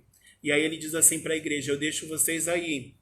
Então vão pelo mundo e anunciem as boas novas a toda criatura, para que se tornem filhos e deixem de ser criatura. A igreja está aqui para isso. Se você é igreja e não faz isso, você está pecando por omissão.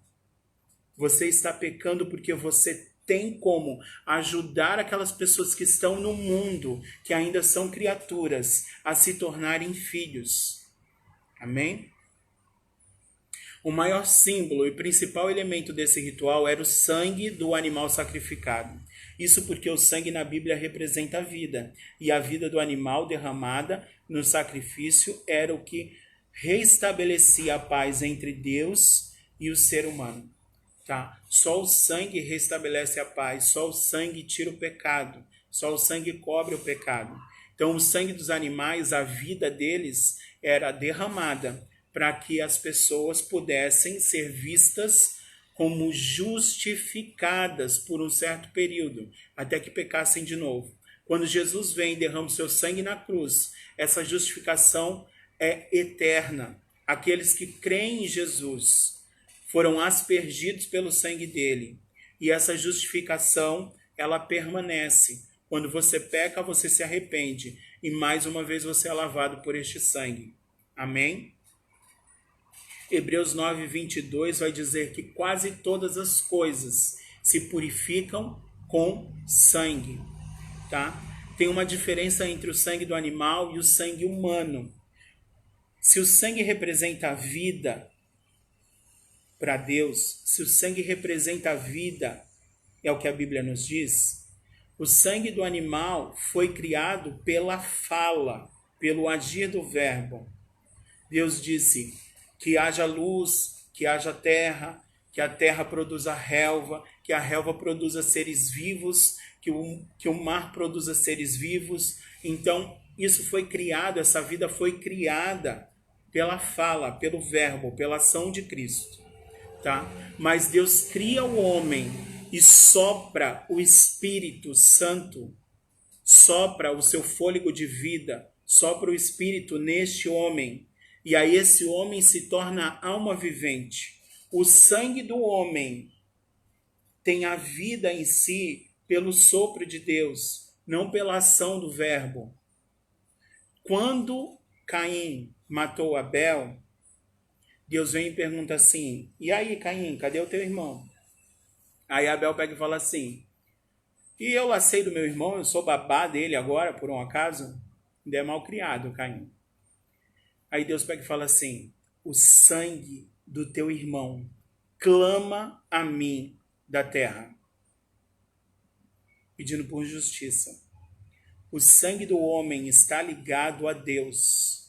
O sangue do homem surgiu, a vida no homem surgiu por meio do sopro de vida nas narinas, pelo Espírito que foi soprado por Deus no homem. Quando você derrama o sangue do homem na terra, o sangue do homem clama a Deus. E é isso que o sangue de Jesus faz até hoje. O sangue de Jesus foi derramado na terra. E ele clama a Deus para que nos perdoe. E ele mesmo fala isso antes de morrer naquela cruz. Antes que seja levado para o sepulcro e 3 dias depois ressuscite. Ele diz: perdoa-os, porque eles não sabem o que fazem. O sangue de Jesus olha para Deus e fala: perdoa, perdoa, perdoa, perdoa. Eles não sabem o que fazem. Perdoa. O sangue de Jesus clama a Deus, assim como o sangue de Abel clamava a Deus por justiça. Só que o sangue de Jesus clama por misericórdia. O sangue de Jesus clama por perdão. Enquanto o sangue de Abel clamava por justiça, o sangue de Jesus foi derramado na cruz, clama por perdão para todos aqueles que conhecem a Cristo. Amém? O sangue do homem tem o poder de clamar a Deus. O sangue do animal do Antigo Testamento, que era usado pelos sacerdotes, tinha o poder de encobrir o pecado. O sangue de Jesus tem o poder de tirar o pecado do mundo, porque ele clama a Deus por perdão eternamente. É tremendo isso. Deus é lindo. Deus é lindo. O sangue de Jesus tem poder para salvar, para curar, para limpar, para tirar todo o pecado do mundo. Nós só precisamos reconhecê-lo como nosso único e suficiente Salvador. Amém? O segundo subtópico aqui é o sangue do Cordeiro Pascual. Antes do advento da última praga sobre os egípcios, Deus ordenou aos judeus que preparassem um cordeiro para cada família. A orientação era a seguinte: após matarem o cordeiro, os israelitas deveriam passar o sangue da vítima nas ombreiras e no umbral das portas de suas casas. Isso serviria como sinal quando o Senhor passasse e ferisse os primogênitos do Egito. Conservaria a vida dos israelitas intactas. Sim, o sangue de Jesus, ele tira o pecado, ele não cobre. O sangue das vítimas animais que foi passado aqui, no caso, no umbral da porta, e que eram aspergidas sobre os israelitas, ele cobria o pecado, desculpa. Mas o sangue de Jesus, ele tira o pecado, porque ele clama a Deus por perdão, ele clama a Deus por misericórdia. Então, todas as vezes que a gente todas as vezes que alguém aceita Jesus, o sangue de Jesus vem e fala: perdoa ele, eu estou tirando os pecados dele. Amém? Nesse sentido, o sangue de Jesus Cristo, o verdadeiro Cordeiro, nos protege da morte eterna e da maldição originada pelo pecado. João 1,17 vai dizer assim, se andarmos na luz, como na luz ele está, temos comunhão um com os outros, e o sangue de Jesus nos purifica de todo o pecado. Nós somos purificados pelo sangue de Jesus. Antes nós éramos impuros, mas quando nós andamos na luz, como na luz ele está, quando nós andamos na verdade, quando nós não andamos mais em trevas, quando nós conhecemos nosso Salvador, o sangue de Jesus nos purifica de todo o pecado. É o que está lá em 1 João 1,7. Eu amo esse versículo também. Se andarmos na luz, como na luz ele está, nós temos comunhão com os outros. E quando nós somos assim, e temos comunhão com os outros, a oração sacerdotal de João 17 se cumpre na nossa vida. Que eles sejam um, assim como eu e tu somos um. E que as pessoas creiam por meio da vida deles que eu sou o teu filho e que o Senhor me enviou, assim como eu os envio agora. Porque eles não são mais do mundo, mas estão no mundo. Para que eles resplandeçam a luz, porque o meu sangue tirou todo o pecado da vida deles. Uma coisa está ligada à outra, a Bíblia é um todo, a Bíblia não são versículos separados. Não dá para você pegar um versículo, um texto e viver só aquilo, você tem que viver ela por inteiro. O Evangelho é isso, é vida, é viver o Evangelho. Amém? Vamos para o nosso terceiro subtópico e último aqui, que é o sangue da nova aliança. E aí diz aqui assim, neste sentido, o sangue da nova aliança deu acesso direto do ser humano ao trono da graça e a autoridade exclusiva a Jesus como o único e verdadeiro mediador entre Deus e os homens. Está lá em 1 Timóteo 2,5. Jesus é o único mediador entre Deus e os homens. A única coisa que liga o homem a Deus é Jesus. Não é religião, não é nada do que você possa fazer, não é nenhum tipo de ritual, nada te liga a Deus. Religião, inclusive, significa religar a Deus. Tá? Então, Jesus não é religião. Jesus é o caminho, a verdade e a vida. É o único que é capaz de te ligar a Deus. É o único que é capaz de mediar uma relação entre você e o Deus verdadeiro. É o único que é capaz de te indicar e de ser o caminho para que você chegue a Deus. Porque sem Ele, ninguém consegue chegar a Deus. Amém? Você precisa de Jesus. Continuando, diz assim, desse modo Cristo fez a igreja um povo de verdadeiros sacerdotes com autoridade e legitimidade. Você é igreja, aonde abundou o pecado em você, superabundou a graça de Deus. Obrigado, pastor. Onde abundou o pecado em você, agora superabunda a graça de Deus. Aonde tinha muito pecado em você, agora tem muito mais da graça de Deus na sua vida.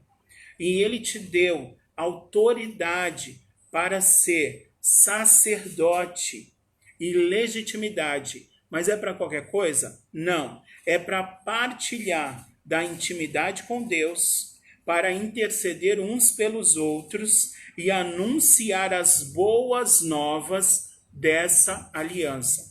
Você tem essas três funções para cumprir aqui. Então, primeiro você precisa investir em um relacionamento com Deus. Você precisa compartilhar de intimidade com Deus.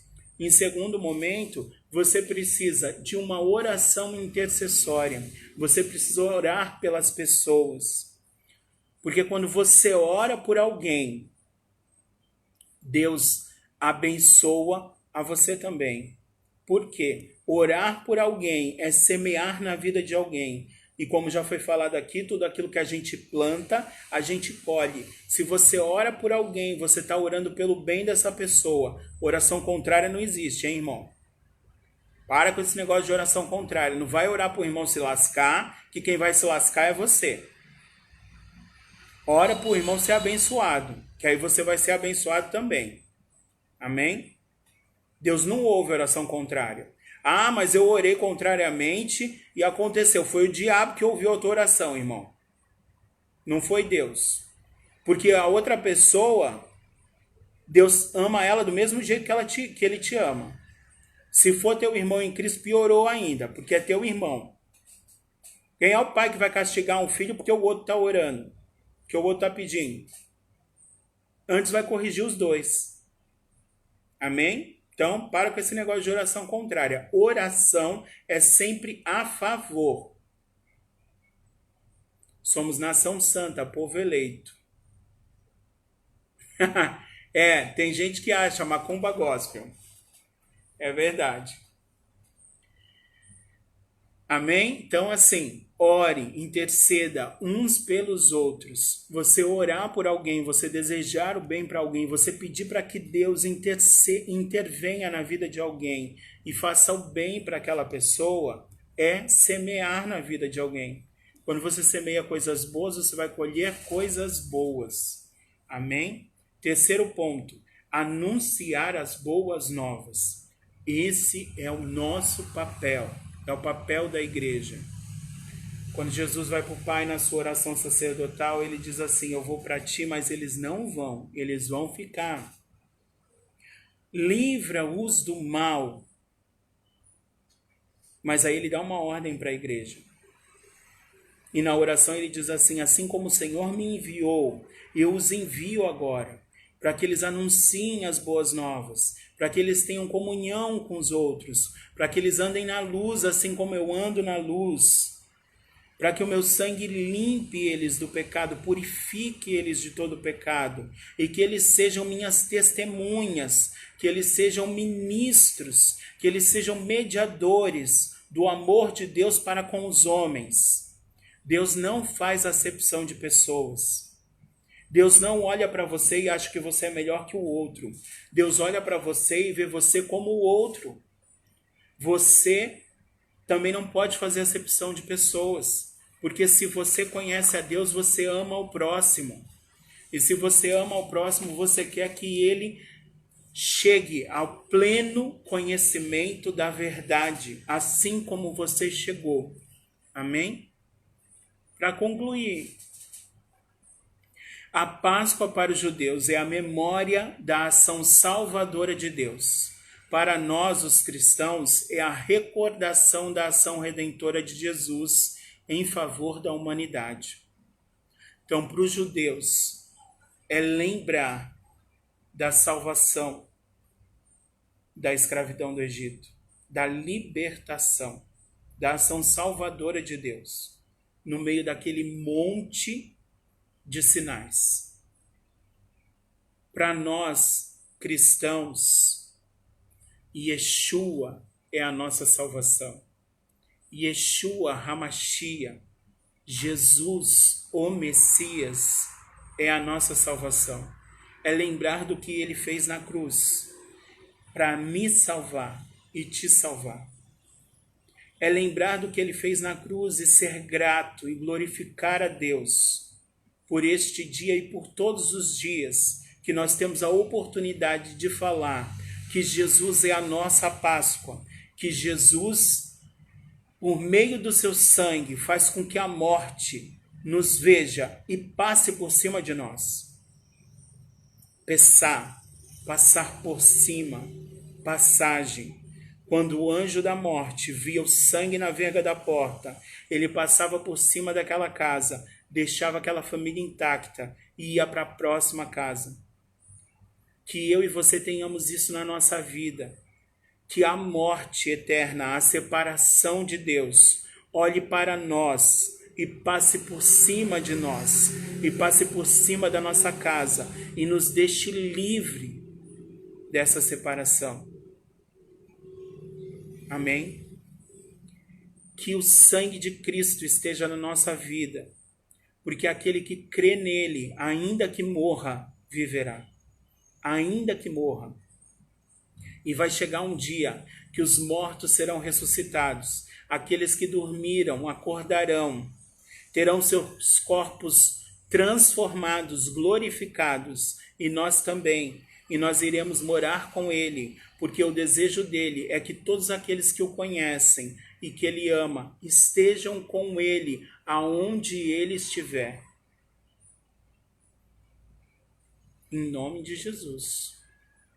Jesus é o plano perfeito, nome sobre todo nome. Não há outro nome maior do que o nome de Jesus. Hoje nós somos filhos de Deus, mediante a nova e perfeita aliança no sangue do Cordeiro, que tira o pecado do mundo. Não há salvação sem Yeshua. Não há salvação sem Jesus. Não há salvação fora de Cristo.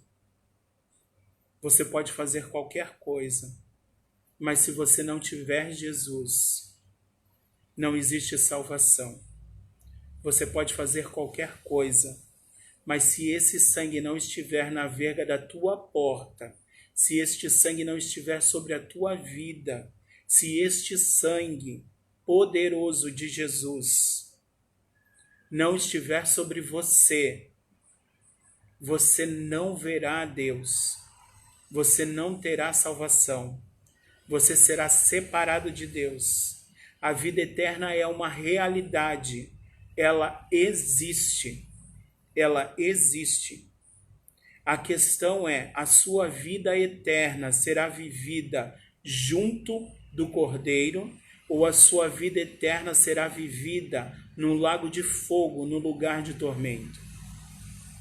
Se você não conhece a Jesus, aproveite esta oportunidade.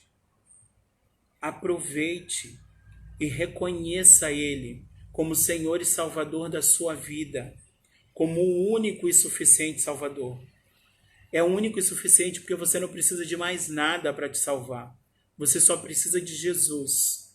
E quando você diz para Ele que você precisa dele, Ele te lava com o seu sangue. Ele te lava com o sangue dele, que é poderoso para tirar o pecado do mundo. Hoje nós teremos o culto especial de Páscoa, às 6 horas da tarde. Amém?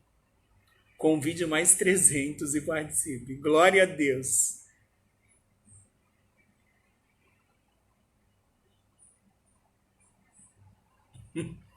Se você tiver um coito, pastor Saraiva, não é o Kleber, não é o pastor, não. É que o símbolo ali é igual. Se você tiver um coito, tem uma receita ótima no YouTube. Gente, o sangue de Jesus é poderoso para nos limpar e nos lavar e nos purificar de todo pecado, de toda transgressão. Que nós possamos entender que Páscoa é vida. Páscoa é deixar vivo. E Ele nos deu a oportunidade de termos vida e vida em abundância. E nós precisamos agradecer a isso todos os dias. Todos viverão eternamente, com ou sem Jesus. Não acredito! Que isso? É o coelho falso ainda, é o pintinho vestido de coelho. Consegue ser mais falso que o coelho isso daí. Mas amém, né? E pastor João. Bom, vamos orar para encerrar. É um momento que a gente se despede, né? Semana que vem a gente começa uma nova revista em nome de Jesus. Eu vou ver se eu consigo baixar pela internet, já que a gente está nessa quarentena. Mas, em nome de Jesus, eu creio que nós estamos dentro de casa, com sangue na verga da porta, e que esse mal não nos alcançará. Amém? Vamos orar. Senhor Deus e Pai, Salvador querido, em nome de Jesus, Senhor. Senhor, em nome de Jesus eu te agradeço, Pai. Eu te agradeço pelo teu Filho, Senhor, que morreu naquela cruz, para que nós pudéssemos ter vida, Senhor. Senhor, eu te agradeço, Pai, eu te agradeço pelo teu amor, Senhor. O teu amor imenso, Pai. O teu amor tão grande, Senhor. O teu amor, Pai, que nós não conseguimos compreender, Pai. Mas que nós não precisamos compreender, nós só precisamos senti-lo, Senhor, e reconhecê-lo, Pai. Oh, eterno Deus, muito obrigado, Senhor, muito obrigado, porque o Senhor pagou, levando sobre si todos os nossos pecados, Senhor, toda a nossa culpa, Pai, todas as nossas mazelas, todas as nossas dores, Pai, levando sobre si naquela cruz, Senhor, tudo aquilo que nos fazia separação contigo, Pai. Muito obrigado, Senhor, porque o teu sangue é poderoso, ele nos limpa, ele nos perdoa, ele nos purifica, Senhor. Muito obrigado porque o teu sangue foi derramado na terra e ele é eterno, Pai. E ele clama a ti, Senhor, para que o Senhor nos perdoe, Pai, porque muitas das vezes nós não sabemos o que fazemos, Pai. Muito obrigado, Senhor, porque naquela cruz o Senhor disse, tetelestai. Muito obrigado porque o Senhor disse, está consumado, toda a justiça foi cumprida, toda a justiça foi cumprida pelo teu sangue, Pai. Muito obrigado, Senhor, que nessa Páscoa nós podemos ter essa consciência, Senhor, que o teu sangue nos resgatou, que a tua vida nos resgatou e que no terceiro dia o Senhor ressuscitou. E porque o Senhor vive, nós podemos crer no amanhã. Porque o Senhor vive, nós podemos crer, Senhor, que ainda há esperança, Senhor. Eterno Deus, porque o Senhor vive e subiu aos céus e foi assunto aos céus e um dia voltará para nos buscar. Nós podemos crer, Senhor. Nós podemos crer que ainda que nós venhamos a morrer, nós viveremos, Senhor, porque assim o Senhor proferiu, Pai, que todo aquele que crê em Ti, ainda que morra, viverá. Que um dia os nossos corpos, Senhor, ainda que nós tenhamos morrido, ressuscitarão e serão transformados, Pai, e serão arrebatados para morar contigo nas regiões celestiais, na Jerusalém celestial, onde as ruas são de ouro, onde não será necessário sol, porque o Cordeiro será o próprio sol, porque o Cordeiro será a própria luz, aonde não terá noite, Pai, e aonde teremos comunhão contigo, Senhor, e aonde te adoraremos, Pai. Em nome de Jesus nós te agradecemos por isso, Pai. Nós te agradecemos por conhecer a verdade. Nós te agradecemos por termos sido libertos, Pai. Em nome de Jesus, muito obrigado. Muito obrigado por poder viver mais uma Páscoa, Pai. Muito obrigado, Senhor, por poder lembrar mais uma vez do teu sacrifício. Muito obrigado. Em nome de Jesus, nós te agradecemos. Nos dá um domingo abençoado em nome de Jesus. Em nome de Jesus. Amém. Mais tarde nós temos o nosso culto. Vai ser um culto especial de Páscoa. Amanhã nós temos Jesus na Lagoa. E nós precisamos nos alimentar todos os dias dessa palavra. Nós precisamos do Senhor todos os dias. Todos os dias. Continue acompanhando a nossa programação, ela está toda online. Terça-feira tem as nossas células, quinta tem o nosso culto, quarta-feira tem o culto das radaças e sexta-feira tem o culto dos homens fortes e todo sábado, é cheia a nossa programação, todo sábado tem o culto de casais. Amém? Deus abençoe a vida de todos, um bom domingo, uma excelente Páscoa, na verdade. Amém? Deus abençoe. Tchau, tchau. Até mais tarde, às 6 horas da tarde, culto da família especial de Páscoa. Deus abençoe. Tchau.